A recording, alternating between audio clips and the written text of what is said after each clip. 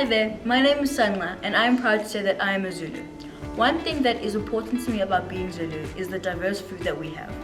We have a lot of food, and when it comes to me and my family's traditions, we love cooking up a store.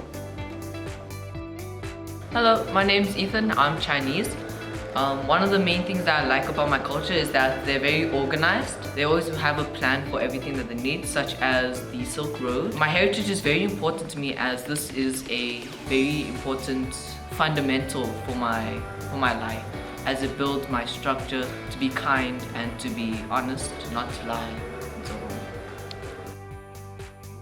Hi, I'm Cohen. And I'm Ayur. And our culture is Hinduism.